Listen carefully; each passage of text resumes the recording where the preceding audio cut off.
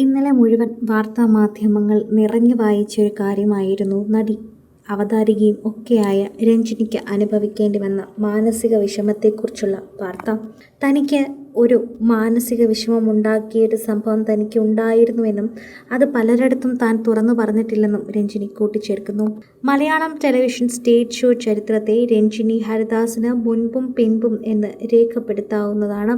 കേവലം ഒരു അവതാരിക എന്നതിനപ്പുറം ഈ മേഖലയെ കരിയറായി തിരഞ്ഞെടുക്കുന്നവർക്ക് ഒരു മാന്യമായ സമ്പാദ്യം തന്നെ നീട്ടുമെന്നും കാണിച്ചു തന്നൊരു താരമാണത്. അവതാരികയുടെ വേതനം വിപ്ലവകരമായി കൂട്ടുകയും മാന്യമായൊരു സേവനം ഉണ്ടാക്കി തരികയും ചെയ്ത് നമ്മുടെ അൺസങ് ട്രേഡ് യൂണിയനാണ് എന്നൊക്കെ കളിത്തമാശയായി പറയാം. ഏറെക്കുറെ 100% ശരിയായ ഒരു കാര്യമാണെന്ന് കൂടി ഇതിനെക്കുറിച്ച് പറയുന്നുണ്ട്.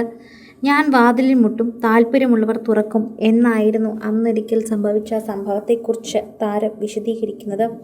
സംഗീത മേഖലയിലെ പ്രശസ്തനായൊരു വ്യക്തി തന്നോട് കിടക്ക പങ്കിടാൻ ആവശ്യപ്പെട്ടെന്നും താല്പര്യമില്ലെന്ന് പറഞ്ഞപ്പോൾ ഞാൻ എല്ലാ വാതിലിലും മുട്ടുമെന്നും താല്പര്യമുള്ളവർ തുറക്കും എന്നായിരുന്നു അയാളുടെ മറുപടിയെന്നും രഞ്ജിനി തുറന്നടിച്ചു. ഇതിനു പുറമെ തൻ്റെ സുഹൃത്തായ ഒരു പ്രമുഖ നടൻ തനിക്ക് ഷർട്ടിടാത്ത ചിത്രം അയച്ചു തരികയും പകരം അത്തരത്തിലുള്ള ഫോട്ടോ തിരിച്ചു ചോദിക്കുകയും ചെയ്തു എന്നാണ് രഞ്ജിനി പറയുകയും ചെയ്യുന്നത്. അങ്ങനെ തിരിച്ചു തരാൻ ചോദിച്ച് കുറച്ചധികം അസ്വസ്ഥതകൾ ഉണ്ടായിരുന്നു തനിക്കെന്നും അത് സംഭവം താരം വീഡിയോ പങ്കുവയ്ക്കുന്നുണ്ടെന്നും പറയുന്നുണ്ട്. പ്രേക്ഷകരെല്ലാവരും ഈ ഒരു വാർത്തയെക്കുറിച്ചാണ് കേൾക്കുന്നത്. ഒരിക്കലും മറക്കാത്ത കണ്ണൂരിൽ നടന്ന ഒരു പരസ്യത്തിൻ്റെ ഷൂട്ടാണതെന്നും നടി കൂട്ടിച്ചേർക്കുന്നു. എല്ലാം കഴിഞ്ഞ് ഞാൻ പോവുകയാണെന്ന് അവരോട് പറഞ്ഞു. പ്രോഗ്രാം കഴിഞ്ഞ് വരാൻ നേരം ക്ലയൻറ്റ് പണം തരാൻ റൂമിലേക്ക് വന്നു. എന്നാൽ ശരി പോട്ടെ എന്ന് പറഞ്ഞ് ഇറങ്ങാൻ നിന്നപ്പോൾ അല്ല പോവുകയാണോ മറ്റേത് ഇല്ലേ എന്നായി അയാൾ. എന്താണ് എന്ന് ചോദിച്ചപ്പോൾ കൂടെ കിടക്കണമെന്ന് പറഞ്ഞു. അതിന് കൂടെ വേണ്ടിയാണ് പ്രോഗ്രാമിന് വിളിച്ചതെന്ന് കോർഡിനേറ്റർ പറഞ്ഞുവെന്ന്.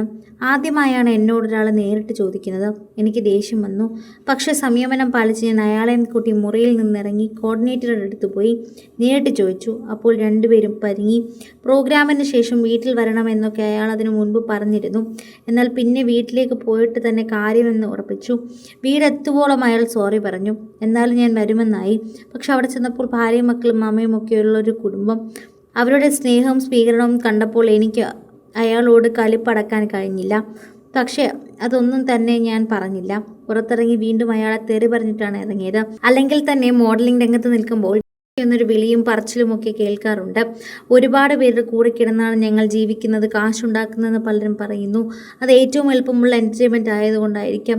പക്ഷേ ഹാർഡ് വർക്ക് ചെയ്ത് കഷ്ടപ്പെടുന്ന ജീവിക്കാനാണ് അല്പം പാട് എന്നിങ്ങനെ തുടങ്ങുകയാണ് കമൻറ്റുകളെല്ലാം തന്നെ.